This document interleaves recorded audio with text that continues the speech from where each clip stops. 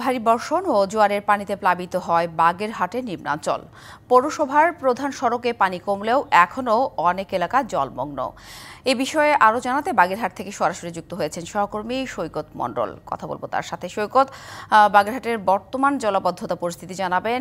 এছাড়াও যে সুপেয় পানির অভাব, সেই সংকটগুলো কিভাবে আসলে এলাকাবাসী মোকাবেলা করছে, আর এই যে সামান্য বৃষ্টি কিংবা জোয়ারের পানি এলে জলাবদ্ধতা পরিস্থিতির সৃষ্টি হয়, এ থেকে আসলে পরিত্রাণের উপায় কি বলছে স্থানীয়রা?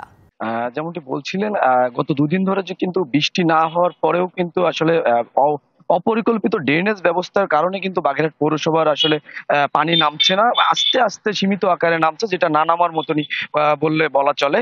এছাড়াও কিন্তু নিম্নাঞ্চল প্লাবিত হয়ে কিন্তু প্রায় 1092টি ঘের তলিয়ে 45 লক্ষ টাকার ক্ষতি হয়েছে বলে জানিয়েছে মৎস্য অফিস।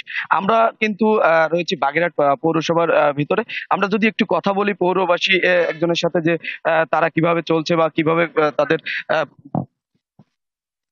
অপরিকল্পিত ড্রেনেজ ব্যবস্থা এবং সরকারি খালগুলি অবৈধ দখলদারদের দখলের কারণে পানি নামার কোনো ব্যবস্থা নেই এবং কার্যত পৌর কর্তৃপক্ষ অকার্যকর, যে কারণে হাজার হাজার বাড়িঘর পানির নিচে এবং লোকজন মারাত্মকভাবে ক্ষতিগ্রস্ত হচ্ছে মৎস্য খামারগুলি।